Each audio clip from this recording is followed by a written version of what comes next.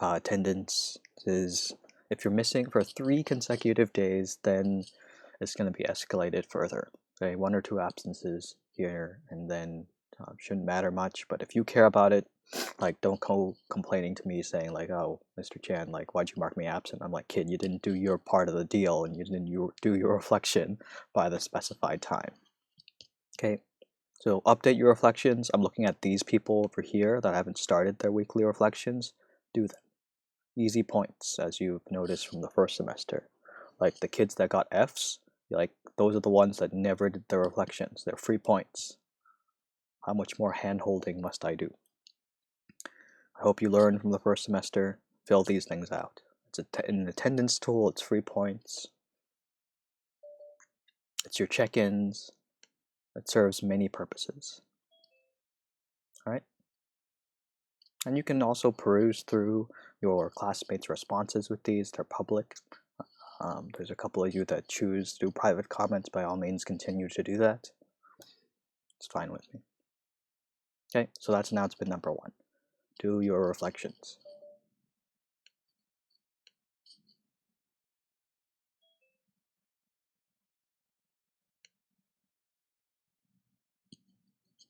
Questions or comments?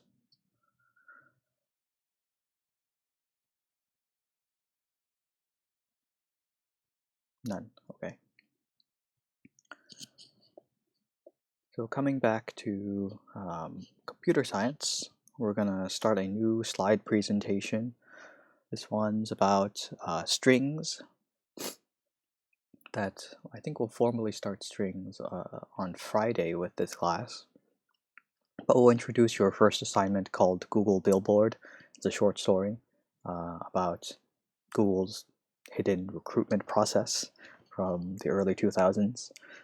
Class is going to be shorter today. And nothing spectacularly new, mostly review. Okay, and so if you want to look ahead, go to the APCS Lowell website. Things have been sectioned off for the fall semester and the spring semester. You can click back to some of the fall semester stuff to review those concepts or look forward into spring semester. January, we hope to get through these 3 assignments: Google Billboard, Pig Latin, and Palindrome Checker. All 3 of these should be, all the slides corresponds to strings, maybe Java strings.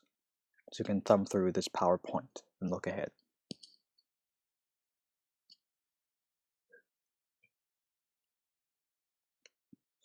All right, so here's your story. So way back in July 2004, a mysterious billboard appeared in Silicon Valley, and it said this thing: first 10-digit prime found in consecutive digits of E.com.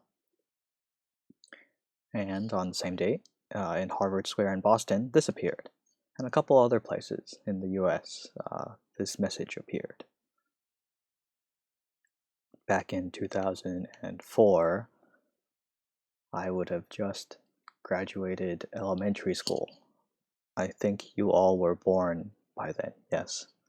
2004 in July, you were alive, you were conceived.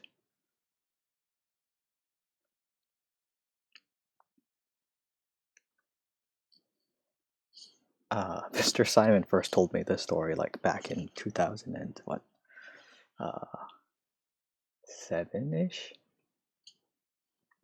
So E is this mathematical constant. It appears in a bunch of places. We only usually deal with the first couple digits, but it goes on for a really long time. Okay, E is this number, 2.71828, yada yada yada.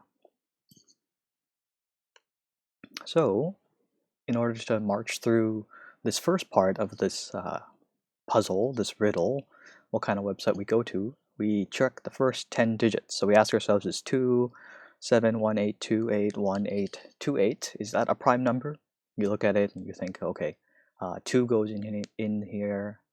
It's divisible by 2, so it's not a prime number. I just need to look at the ones place, right? This 8. And already I know it's like, oh, this thing can't be prime. And then we move 1 digit over. We ask ourselves, is 71828 18284 a prime number. By the same reasoning, it's even, so it can't be a prime number. And we keep going, move one digit down, check in to see if this thing's prime. Nope, 5. This thing is divisible by 5. We'll repeat this process a bunch of times, and you'll notice, okay, way over here, 74274663991, that's the first prime, first 10-digit consecutive prime within E. All right, now what? Then, if you solve that back in 2004, you would go to www.74274663991.com, and you'd be greeted with this message. Congratulations, you made it to level 2. Go log in to linux.org, enter Bob's your uncle as your login, and the answer to this equation as the password. So you stare at this, you are confused at first, but then of course you had great algebra teachers during your time here at Lowell, and you remember, this is function notation. F of 1 is this number, f of 2 is this number, f of 3 is this number, 4 number, so we're looking for the 5th input of this certain equation. What could that be?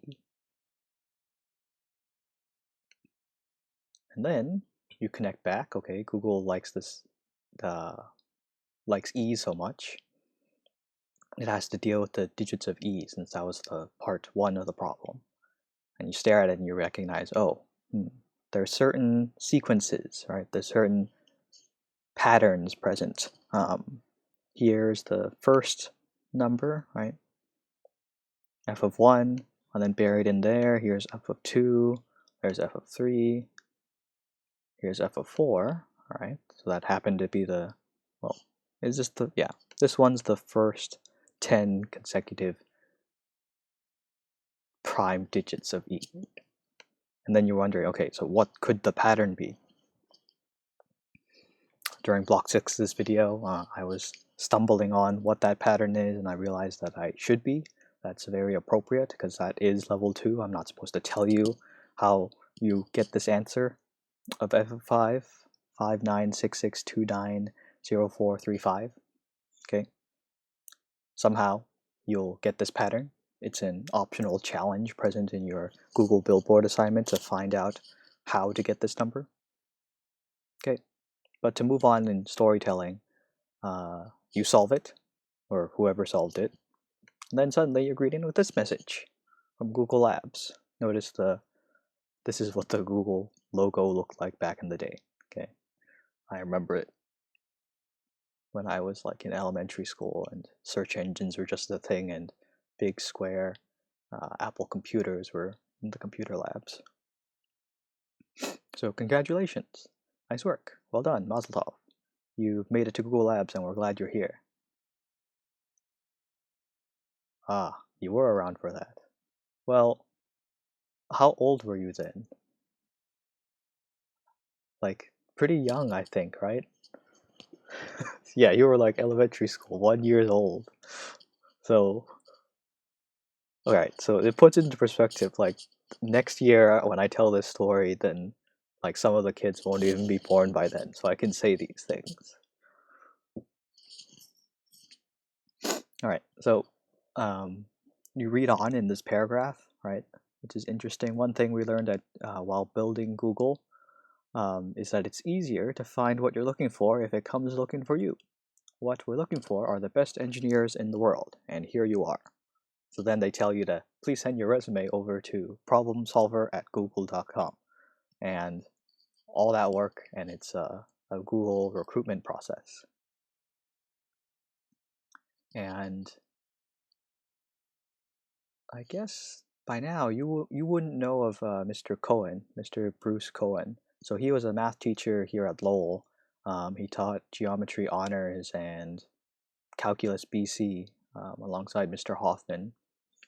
So when he was a teacher here back in 2004, he was one of the people that solved this thing and went to this website and he submitted his resume just to see what would happen, and he got offered a job at Google back in 2004, and he politely declined it and chose to stick here teaching at Lowell till like 2000 and when did I join? I joined 2016? No, 17, 18, 17 to 18, I think. So I got his set of keys. When he retired, then I was hired. So fun fact, right? Some Lowell history there. He used to occupy S104 in the science wing. And I think Mr. Cohen now, he retired from teaching at Lowell, but he still teaches at SF State every now and then, helping out with one of their math classes. So if you go there next year, you may see him, Mr. Cohen. Anyways, back to the Google and E story. So Google really likes E. Evidence of that is that, what was it? They're raising money, going public in 2004. So they used E as this number. And your first assignment is to do just that. You're solving level 1 of the Google Billboard assignment. You're finding the first 10-digit prime in consecutive prime in E. So in order to do so, we'll break it down. The first part is how to determine if a number is prime. And we've summed up this problem in a coding bat. Due next Friday, plenty of time. Okay, prime numbers are natural numbers 2 or greater. So 1 and 0 do not count as prime numbers. You can think about this another way. If a number has a factor other than 1 or itself, it is not prime. Two ways to view primes. Here's an example. 100 is not a prime number because it has a bunch of factors. 2 times 50 gives you 100, 4 times 25, 5 times 20, 10 times 10. It's worth noting that when you're looking at factors, okay, that after a certain point, the factors are repeated. So you have your 2 times 50, and then after a certain point, you have 20 times 5, right? You have your 4 times 5, and then you have your 25 times 4. The breaking point, right, is at 10 times 10. Factors greater than square root of 100 are duplicate pairs. So really, when we work on this, when you're looking for factors, you just need to check the first half, because everything after square root of like 100 is repeated. Let's say your number wasn't a perfect square. Let's say you're finding the factors of 24. That same rule applies. You don't need to check past the square root of 24, right? 3 times 8 gives you 24, and then afterwards it would start repeating, right? 8 times 3, so on and so forth. 3 is less than the square root of 24. 8 is bigger than the square root of 24. Square root of 24 is just less than 5. And we'll utilize this in order to not have to do extra work when looking for prime numbers. Okay. The square root function, you've used it a little bit before, but a reminder on how it works. You feed in some number here, right? So now here, this is the coding way of saying, give me the square root of 9, which is 3. Okay, and a short loop, you'll be doing something like this. Okay.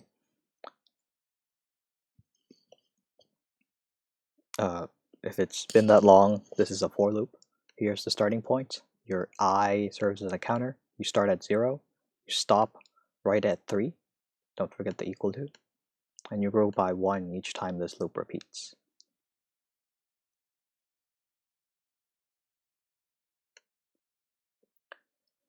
So this is the first part of your Google Billboard problem. Is prime is a function you'll be using inside your Google Billboard assignment, right? So as part of the instructions, you have to check if things are prime, right? Once you've isolated that 10 consecutive digits with inside E, then you check, is it prime?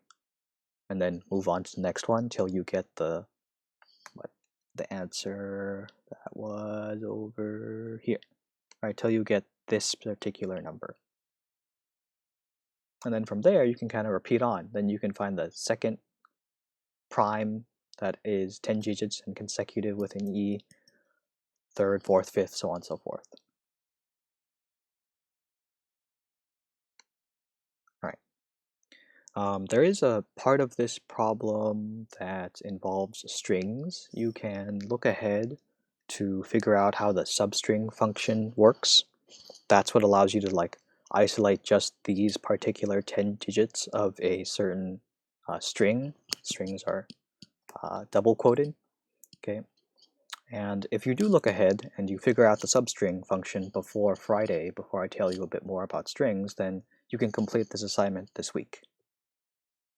Other than substring, you should now know everything you need to complete Google Billboard. Cool. So in the remaining time, do fill out your reflections now, since I'm going to dismiss you, so you get that out of the way so I can go back and spend the next 10 minutes updating attendance. You can also spend this time working on is prime, so that you can do is prime as of right now. You don't need to use substring function inside is prime while that's fresh in your head. Otherwise,